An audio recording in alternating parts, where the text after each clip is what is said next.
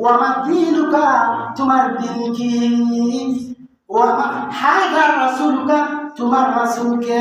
দুজন মুমিন ব্যক্তি হয়, আমলদার হয়, ঈমানদার হয়, আলেম যদি হয়ে যেতে পারেন, দিনদার যদি হয়ে যেতে পারেন, মুত্তাকিন যদি হয়ে যেতে পারেন, সালিহিন যদি বাবা আমার বাবারা আমার যদি হয়ে যেতে পারেন, অবশ্যই অবশ্যই সমস্ত টুকু যেভাবে কোকের মধ্যে উকিলে পেট পেটে শব্দ করে এইভাবে তুমি বলে দিবেন মা রাব্বুকা, আমার রব আল্লাহ, ওয়া মা রাব্বুকা, আমার দিনুকা, আমার দিন হচ্ছে ধর্ম, ওয়া মা হাযা রাসূলুকা, আমার রাসূল হচ্ছে মুহাম্মাদুর রাসূলুল্লাহ সাল্লাল্লাহু আলাইহি ওয়াসাল্লাম।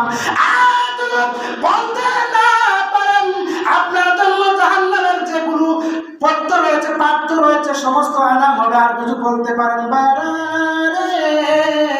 আমার আল্লাহ কিতাবের মধ্যে দেখেন যে ডাক দিয়ে বলেন, ওরে ফেরেশতারা রে, যাও যাও আমার এই হারিস ভাইয়ের জন্য, আমার এই ইমাম সাহেবের জন্য, আমার মুসল্লির জন্য তোমরা দৌড়িয়া দৌড়িয়া গিয়া বেহেশত থেকে বেহেশতি কাপড় আনিয়া বিছানা করে দাও। ফুলের মতো বলুন সুবহানাল্লাহ। তিনখানা কাপড় দেওয়া হয় পুরুষকে এবং মহিলাদেরকে। পাঁচখানা কাপড়, কয়খানা কাপড় আমার?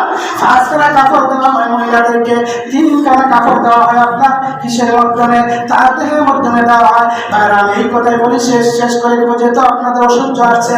ওই সময় আমার আল্লাহ রাব্বুল আলামিন হযরত জিবরাইলকে বলেন, যা যা রে জিবরাইল যা, তিনখানা সাদা কাফন খুলিয়া দে, তিনখানা সাদা কাফন খুলিয়া আমার জান্নাতি পোশাক দিয়ে তারে তুমি ধারণ করে দাও কবরের মধ্যে। বলুন সুবহানাল্লাহ।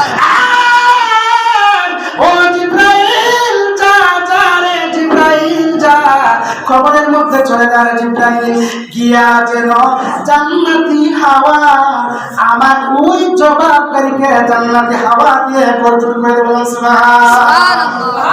আবার এর জন্য কবরের জন্য আমরা প্রস্তুতি নিব, আল্লাহর দরবারে দোয়া করতে হবে, ঠিক ঠিক না? আমি জাহাঙ্গীর আলমের জন্য না, আপনি আপনার জন্য দোয়া করেন, সর্বভারতের রাত্রির জন্য দোয়া করেন, আল্লাহ তোমার দোয়াকে কবুল করে দেবেন। সুবহানাল্লাহ। আর এই কথাটি বলে আমি শেষ করে দিব যে সর্বভারতের রাত্রি যারা ইবাদত করবে তার পূর্বপুরুষ সেও নাজাত পেয়ে যাবে। সুবহানাল্লাহ। ওয়া আখিরু দাওয়ানা আলহামদুলিল্লাহি রাব্বিল আলামিন।